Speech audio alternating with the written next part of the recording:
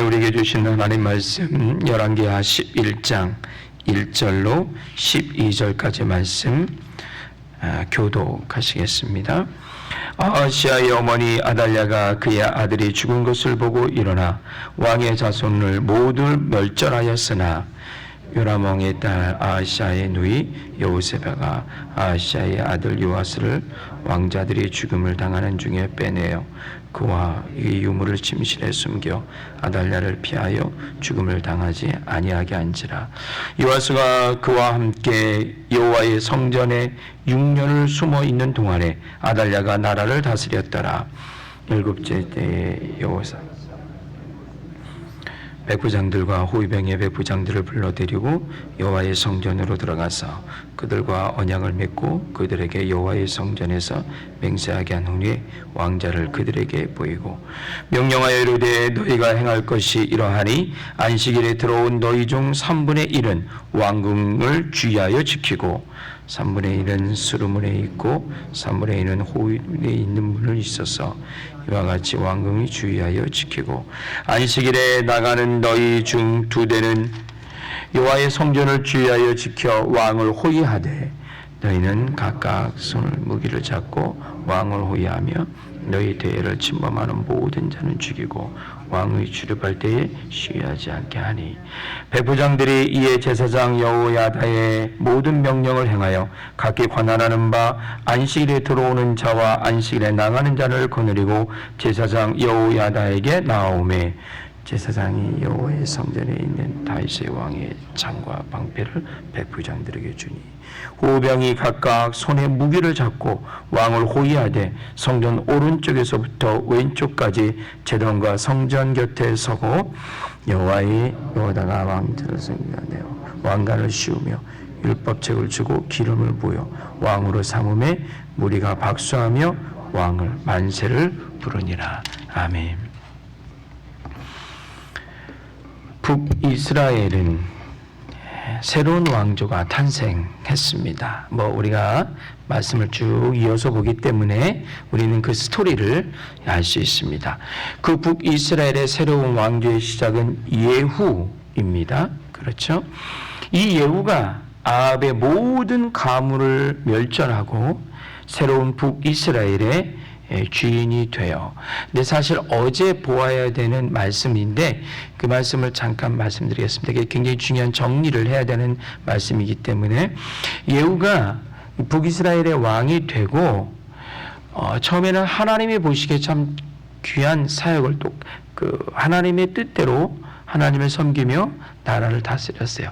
근데 예후의 결정적인 실수가 하나 있습니다.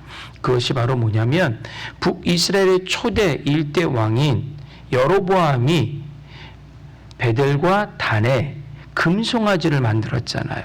그리고 성전 대신 그 두 곳에서 예루살렘 성전 대신 두 곳에서 그 신을 섬기게 했어요.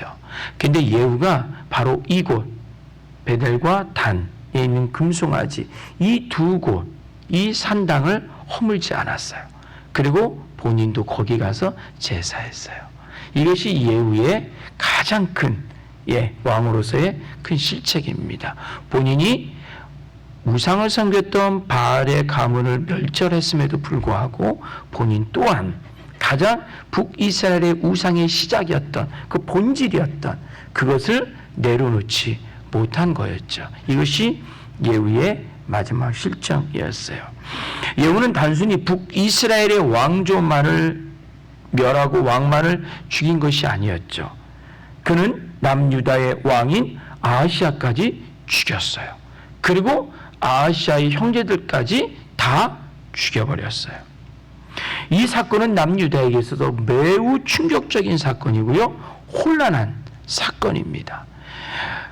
당시 남유다에는 아하시아의 어머니 아달랴죠. 아달랴는 누구의 딸입니까?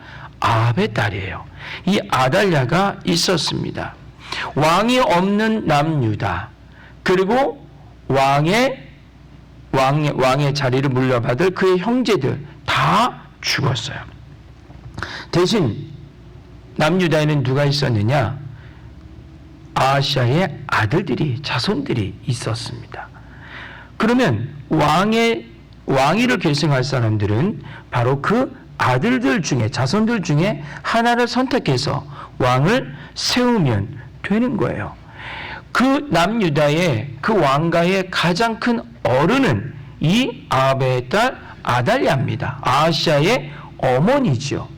그러면 이 아달랴가 아하시아의 아들들 중에 출중한 인물을 왕으로 세우면 되는데 어떻게 합니까? 오늘 본문에 보니까 이 아달랴가 아하시아의 자기 아들의 자손들을 다 어떻게 죽여버립니다. 자기 손자들이죠. 왕위를 이을 아이들을 다 죽여요. 이게 오늘 본문의 사건의 내용입니다. 그 이유는 하나입니다. 바로 본인 자신이 왕자에 오르기 위함이었어요. 그래서 다 죽입니다. 스스로 남유다의 왕가가 자멸한 거예요. 이건 굉장히 중요한 사건입니다. 북이스라엘은 예후라고 하는 새로운 인물을 통해서 북이스라엘의 왕조가 멸망되고 새로운 왕조가 만들어졌다면 남유다는 아달랴라고 하는 아하시아의 어미가 남유다 자체를 괴멸시켜버리는 이런 엄청난 사건을 오늘 본문이 이야기하고 있는 겁니다. 그리고 그 아달랴가 6년을 통치를 하게 됩니다. 자, 이때 이 참혹한 죽음의 상황 속에서 아하시아의 여동생, 즉 아달랴의 딸이에요. 참 집안이 참 재미있습니다. 엄마는 손자들 다 죽이고 왕자리에 오르는데 그 엄마의 딸인 이 여호세바, 오늘 본문에 여호세바로 나오는데 이 여호세바는 엄마를 배신합니다. 그리고 자기 오빠의 아들인 요아스, 오늘 본문에 요아스가 나오거든요. 이 요아스를 유모와 함께 몰래 빼돌립니다. 수많은 아하시아의 아들들이, 자손들이 다 죽어가는 정말 이 죽음의 현장에서 유모 하나를 붙여서 이 어린 핏덩이에요. 핏덩이입니다. 그 이유는 아달랴가 6년을 통치했고 했는데 이 요아스가 왕이 된 거는 7살 때 왕이 되었어요. 그러니까 태어나자마자 1살 된 아이예요. 이것을 유모의 품에 앉혀서 도망치게 합니다. 도망치게 해요. 어디로 도망갑니까? 어디로 도망가야 가장 안전할까요? 어디로 가는 게 가장 안전할까요? 성전으로 들어가게 합니다. 하나님의 성전이에요. 하나님의 성전으로 그 여호세바, 고모죠. 고모가 유모를 딸려서 성전 안으로 들어가게 합니다. 성전이 안전했을까요? 성전이 안전했을까요? 성전은 안전했습니다. 그 이유가 있어요. 아달랴는 성전에 관심이 있을까요? 없을까요? 없습니다. 성전에는 관심이 없어요. 이게 남유다의 왕조의 현실이에요. 아달랴는 왕이 되면서, 본인이 왕이 되면서 본인이 갖고 온 바알과 아사라, 그 신전을 성전 옆에 예루살렘에 아주 성전보다 더 멋있게, 더 화려하게 져놨어요. 그리고 그곳에서 제사하고 예배하고 모든 백성, 남유다의 백성들이 거기서 제사하기를 원했어요. 하나님의 성전은 어떻게 됐을까요? 반면에 그렇죠. 거미줄이 쳐지는 거죠. 하나님의 성전은 버려진 성전이에요. 거기는 사람이 들락날락하는 곳이 아니에요.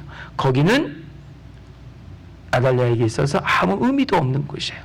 그러니 거기로 숨은 거예요. 거기는 찾지 않는 곳이니까. 아달랴에 관심조차도 없는 곳이니까 거기에 숨어 들었어요. 그리고 이 유모를 통해서 이 요아스, 이 아하시아의 어린 아들, 핏덩이 아들은 6년을 성전에서 지냅니다. 굉장히 이 말씀이, 이 사건이 우리가 이게 한 장으로 이렇게 쭉 보지만 굉장히 이 내용들이 참 중요하고요. 이 역사라는 게 우리에게 어떤 의미를 줄까 생각하게 하는 그런 내용입니다. 6년 동안 요아스가 성전에 우연히 들어가게 됐을까요? 그리고 핏덩이 하나가 우연히 살았을까요? 절대 저는 아니라고 생각합니다. 오늘 말씀의 이 뒷부분을 계속 이어서 보면 분명히 이것은 우연도 아니고 어떤 여호세바라고 하는 이 요아스의 고모지요, 아하시아의 누이, 이 여인의 어떤 결단도 아니라고 생각합니다. 반드시 이것은 그 배후에 누가 역사하고 계시다? 하나님이 역사하고 계시다. 그 역사하심의 이유는 결론적으로 말씀드리면 숨겨진 언약의 씨를 하나님이 멸하지 않는다는 거예요. 굉장히 중요한 말씀입니다. 당시 성전의 제사장은 여호야다였어요. 여호야다는 당시 제사장이면서 이 아하시아의 왕정, 그 어미인 아달랴의 이 정말 철통 같은 이 우상을 섬기는 이 상황에서 끝까지 여호와 하나님을 지키려고 했던 하나님 앞에서 신실한 제사장이었어요. 거미줄이 쳐지는 성전의 상황과 현실, 제사장들과 레위인들에게 돌아올 음식들이 바알의 신전으로 다 가버리는, 산당으로 가버리는 이런 현실 속에 그는 하나님을 저버리지 않았어요. 그리고 그 거미줄 친 성전에서 끝까지 자리를 지키고 있었던 거죠. 이때 누가 들어옵니까? 핏덩이 하나가 들어오는 거예요. 아하시아의 왕 자손이었죠. 유모 하나 딸려서 그에게 지금 들어오고 있는 거예요. 이것을 본 여호야다는 어떤 마음이었을까요? 오늘 본문에 그의 마음 그런 상황 나오지 않아요. 하지만 뒤에 이 여호야다가 이 요아스를 왕으로 세우는 장면을 보면 충분히 이런 마음을 우리가 생각할 수 있어요. 어떤 마음이었을까요? 드디어 하나님이 일하시는구나. 나를 통하여, 이 생명을 통하여 하나님이 기회를 주시는구나. 이 폐역한 백성, 이 폐역한 왕조를 다시 돌리려고 하는 이 하나님의 뜻이 이제 시작되는구나. 보지 않았을까요? 저는 충분히 그렇게 느껴집니다. 어린 핏덩이가 들어올 때 여호야다 제사장은 그를 어떻게 합니까? 맞아들입니다. 충분히 아달랴에게 갖다 바칠 수도 있어요. 그러면 다양한 딜을 할 수 있었겠죠. 음식을 제공받든가, 성전이 좀 보존되든가, 제사장들과 레위인들과 거기에 관련된 사람이 좀 편하게 살 수 있든가, 핍박을 당하지 않을 수도 있었을 거예요. 하지만 그렇게 하지 않았어요. 그 생명을 받아들였어요. 그리고 숨깁니다. 그리고 6년 동안 그 아이를 성전에서 키웁니다. 성전에서 요아스가 자란 거예요. 굉장히 상징적이고 굉장히 의미가 있잖아요. 성전에서 어떻게 자랐을까요? 성전의 음식을 먹고, 성전의 제사에 참여하고, 성전에서 나누는 제사장들의 말을 듣고, 하나님의 율법을 듣게 되고, 이렇게 6년 동안 어렸을 때부터 자란 거예요. 요아스가. 여호야다 제사장은 요아스를 책임지고 양육합니다. 그리고 요아스가 7살이 되던 해에 그에게 기름을 붓고 그를 왕으로 세웁니다. 당시 철의 통치를 하고 있었던 아달랴, 요아스의 할머니죠. 이 아달랴 이를 몰래 이 일들을 진행하고 있습니다. 4절 말씀 함께 볼까요? 여호야다가 어떻게 하는지. 7째 해에 여호야다가 사람을 보내 가리 사람의 백부장들과 호위병의 백부장들을 불러 데리고 여호와의 성전으로 들어가서 그들과 언약을 맺고 그들에게 여호와의 성전에서 맹세하게 한 후에 왕자를 그들에게 보이고. 여호야다는 이 요아스 7살 된 이 아이에게 제 자리를 찾아주기 위해서, 그리고 그에게 새로운 하나님의 희망을 보게 된 거죠. 그리고 때가 되어 이제 왕위로 세워야 되겠다라고 한 거예요. 그리고 백부장들과 호위병들의 백부장들을 다 불러 모읍니다. 이제 뭘 꾸미는 겁니까? 그렇죠. 반란을 꾸미는 거예요. 반란을 꾸미는 겁니다. 그리고 그들과 마음을 나눕니다. 여기서 본문의 말씀은 그냥 간단하게 표현되어 있지만 그 마음이라는 것은 뭘까요? 바로 아달랴라고 하는 아하시아로 이어지는 연결됐던 남유다의 바알을 섬겼던 이 왕조의 풍토 속에 이것을 반대하고 여호와 하나님을 섬기고자 하는 자들이 분명히 있었을 거 아닙니까? 거기에 힘이 있고 군대에 있었던 사람들, 백부장들. 사실 이 백부장들은요, 단순히 이 군 조직이지만 군인으로서만 일을 하지 않았어요. 이들은 군인이면서 동시에 정치가이면서 행정가이면서 백부장, 50부장 그런 단위의 그런 권력이 있었던 사람들이었어요. 하나님 앞에 신실한 마음을 잃어버리지 않았던 백부장들, 이들을 성전 안으로 들인 거예요. 그리고 거기서 어떻게 마음을 나누는 거죠. 이래서는 안 돼. 너 어떻게 할 거야? 너희들 어떻게 할 거야? 계속 바울 섬기면서 우리 하나님의 백성이다 이렇게 살 거야? 아니야, 이렇게 살 수 없다. 그럼 어떻게 할 건데? 뭔가라도 해보자. 이런 얘기들 다 오고 갔을 거예요. 이때 확실히 여호야다가 이제 됐다 하니까 그때 누구를 데려옵니까? 요아스를, 7살짜리 아들 요아스를 데려온 거예요. 이때 이 자리에 모였던 사람들이 어땠을까요? 엄청나게 많이 놀랬을 거예요. 이게 무슨 일이지? 다 죽었잖아. 다 죽었잖아. 그 왕 아들들은, 자손들은 다 죽었는데 얘가 누군데? 이런 거예요. 자, 명분이 있었어요. 이 구테타를, 이 반란을 일으키는 명분, 이것은 바로 새로운 왕조를 세우는 거냐? 기존의 왕이 누가 되는 거냐? 이게 없으면 할 수 없어요. 하지만 요아스를 데려온 거예요. 아하스의 아들, 핏덩이 아들, 다 죽은 줄 알았던 그 씨를 데려온 거예요. 그리고 하나님이 이때를 위해서, 우리 같은 사람들 이때를 위해서 이 아들을 하나님이 살리셨다. 그리고 이 아들을 나에게 들여보내셨다. 그리고 6년 동안, 7년 동안 이 아이를 내 손에서 성전에서 키우게 하셨다. 하나님의 뜻이다. 여기 요아스 아하스의 아들이 있다. 해보자. 이렇게 된 겁니다. 그리고 그들이 모여서 마음을 나누고 계략을 짜기 시작합니다. 그룹을 셋으로 나눠서 왕궁을 지키고 왕궁에 들어가는 문을 지키고, 그리고 안식일에 사람들이 성전으로 주변으로 들어가는 그 길목을 지키고, 다양한 곳에 지켜서 이 요아스를 왕으로 세우는데 그 누구도 방해하지 못하도록 철통같이 보안을 하며 왕궁 주변을 완전히 포위하고 지킵니다. 물론 오늘 말씀 12절 말고 그 이후에 13절부터는 이 아달랴가 이 사건을 알게 돼요.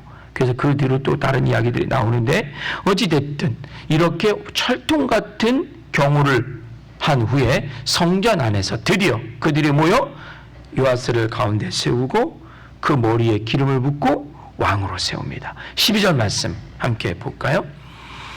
여호야다가 왕자를 인도하여 내어 왕관을 씌우며 율법책을 주고 기름을 부어 왕으로 삼음에 무리가 박수하며 왕의 만세를 부르니라.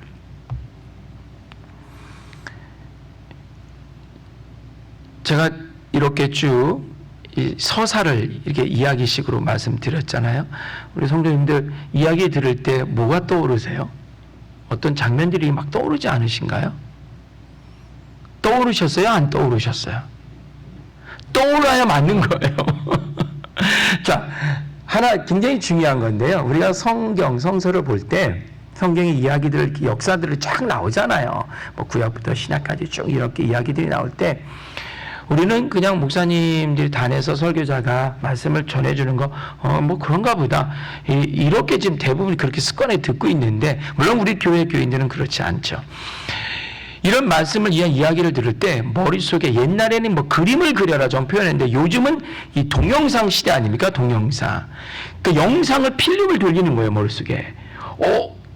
죽었는데 할머니가 갑자기 손자들 다 죽이고, 그 뭐 불타는 왕궁, 뭐 피비린 나는 죽음의 현장에서 왕족들이 다 죽어가는 현장에서 유모 하나가 갓난아기를 강보에 싸서 어디론가 막 도망가는데 뭐 개구멍 같은 데 막 들어가서 뭐 왕궁을 빠져나가, 이런 거 그림을 그리셨나요? 그리셨군요. 다행입니다. 이 그려야 돼요. 이 그려야 이 성경 안으로 우리가 들어가는 거예요. 이 말씀 안으로 우리가 들어가는 거예요. 이 들어가야 돼요. 그냥 이야기하면 그런 게 있었구나. 이게 아니에요. 들어가야 돼요. 이렇게. 마치 우리 조선시대 사극 보면 이런 장면 많이 나오잖아요. 그렇잖아요. 뭐 왕 하나 막 어디 다 죽이고 왕족 다 죽여라. 아들 하나 핏덩이 유모가 끌고 와서 어디 산골짜기 어디 들어가서 호위무사 하나 딱 데리고 가요. 그리고 거기서 뭐 유모가 엄마처럼 엄마인 줄 알고 커요. 근데 이놈의 왕이 제대로 못하잖아. 그러니까 그 호위무사를 또 주변의 충신들을 또 모아다가 데리고 와서 반란 일으키고 새로운 왕조가 들어. 이런 게 보이시죠? 예. 그럼 됐어요. 그러시면 된 거예요. 자, 멸절당한 북이스라엘 같이 남유다도 멸절당한 거예요. 끝난 거예요. 이런 상황이 돼요. 그런데 중요한 것은 하나님은요, 자, 하나님은 대단하세요. 하나님은 당신의 계획, 당신의 뜻 반드시 이루시는 줄 믿습니다. 이게 정말 우리 인간은 아무리 철저히 계획을 짜도 어딘가에 미숙하고 어딘가 문제가 생겨서 지금까지 쌓아온 공로가 한순간에 와르르 무너지는 이런 3대 경험들을 많이 해요. 근데 하나님은 당신의 시간과 당신의 때에 당신의 뜻과 계획을 정확하게 이루어 나가십니다. 그것도 당신의 방법대로. 굉장히 중요해요. 그리고 또한 그 당신의 일을 이루기 위해서 하나님은 반드시, 이게 오늘 말씀의 핵심 포인트입니다. 반드시 당신의 사람들을 사용하십니다. 준비하십니다. 중요합니다. 하나님은 당신의 계획 속에 당신의 마음을 품은 사람들을 사용하고 계세요. 우리가 말씀을 들을 때마다 이런 역사들을 볼 때마다 지금 우리 현실 속에서 또 다른 나만의 역사를 만들어갈 때마다 이 사회 속에서 우리 몸된 교회 속에서 하나님의 역사를 만들어가는 이 상황 속에서 우리는 내가 이런 일을 하고 싶은데 내 뜻은 이건데 내가 하고 싶은데 누가 할까? 라고 했을 때 여기 계신 기도하시는 저와 여러분이 하나님 앞에 기억되는 사람이 되길 바랍니다. 우리 교회가 수많은 교회들이 있죠. 하지만 하나님이 기억하시는 교회 되기를 바랍니다. 어제 선교사님들 오셔서 정말 막 정신없이 했잖아요. 막 정신도 없고 이게 뭐지? 하지만 바로 이게 하나님께서 우리 교회에 그분들을 붙여주셔서 하나님의 뜻과 하나님의 생각과 이 시대의 선교의 비전들을 우리 교회에 심으신 거예요. 이게 굉장히 중요합니다.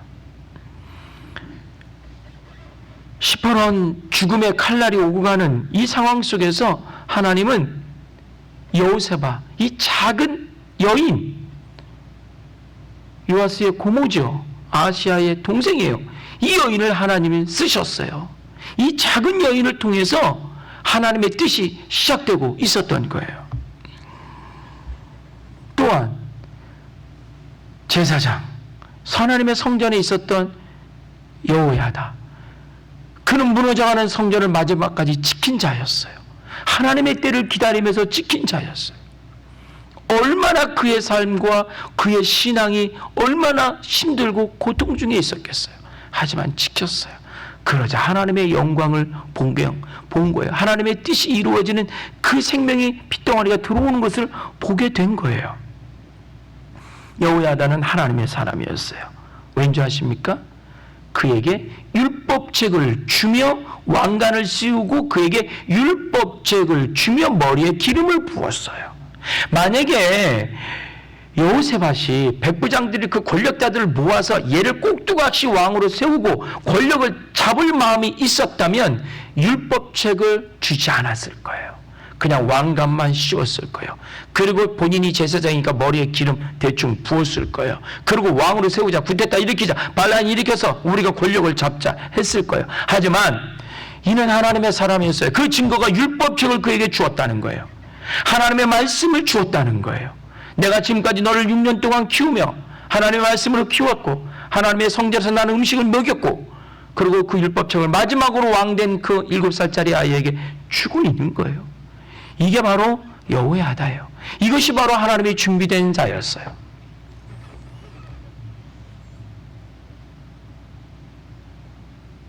여호야다는 요아스에게 큰 스승이 되었고, 아달랴 할머니가 섬겼던 바알을 밀어내고 하나님을 섬기는 일에 여호야다는 최선을 다해서 그를 보필했고, 다시 이스라엘 남유다가 회복하는 일에 여호야다는 하나님 앞에 쓰임을 받았습니다. 물론 결론적으로 우리가 성경을 아니까 여호야다가 죽은 이후에 요아스는 또 우상을 섬기는, 그래서 말년에 침상에서 모반을 당해서 죽음을 당하는 이런 비참한 일이 있지만, 어찌됐든 여호야다가 생전에 있을 때에는 요아스도 하나님을 잘 섬기고 하나님의 율법을 지키는 그런 나라가, 그런 정치를 했다는 거예요. 저와 여러분, 하나님은 언약을 지키시는 하나님입니다. 왜 이런 핏덩이 요아스를 성전에 보냈을까요? 남유다만큼은 내가 다윗에게 약속한 것이 있어. 그의 왕조로 남유다가 하나님의 성전이 보존되며 남유다의 백성들은 하나님 섬길 수 있는 그 씨앗을 남기기 위해서 하나님은 다윗에게 그 약속을 하셨고, 그 약속을 지금 어떻게 지키고 계신 거예요. 죽음의 현장 속에서 언약을 하나님은 지키시는 분으로 이스라엘 백성들에게 지금 오고 계신 겁니다. 우리가 하나님 앞에서 언약의 주인공 다윗처럼 되기를 원하고요, 더 나아가 하나님의 언약을 지키는, 오늘 여기 본문에 나오는 이 여인과 제사장처럼 하나님 앞에 쓰임받는 하나님의 뜻이, 하나님의 약속이 이루어지는데 사용되는 저와 여러분이 되시길 바랍니다. 이것이 바로 언약의 통로입니다. 하나님의 약속이 주님의 교회에, 이 LA 지역에 우리가 살고 있는, 우리에게 주어진 시간 속에서 하나님의 뜻이 이루어지기 위해 하나님 나를 사용하시고 나를 언약의 백성으로 인쳐 주옵소서. 이 거룩한 기도가 저와 여러분의 기도의 제목이 되길 주의 이름으로 간절히 기원합니다. 기도하시겠습니다. 죽음의 현장 속에서 하나님은 하나님의 언약의 생명을 살리셨습니다. 그리고 하나님은 그 생명을 하나님의 방법대로 키우셨습니다. 그리고 하나님의 사람들을 그들에게, 그 생명에게 붙여서 다시 하나님의 약속이 실현되는 일로 하나님 당신은 역사를 이루어 가고 계십니다. 주님, 이 시대에 하나님의 역사는 무엇이며 누구를 통하여 이 당신의 거룩한 뜻을 이루고자 하십니까? 주여, 우리 비전교회를 통하여 그 뜻이 이루어지게 하여 주옵시고, 이 시간 기도하는 자들을 통하여 하나님의 거룩한 뜻이 이루어질 수 있도록 저희를 언약의 통로로 사용하여 주옵소서. 감사하오며 예수님 이름으로 기도드립니다. 아멘.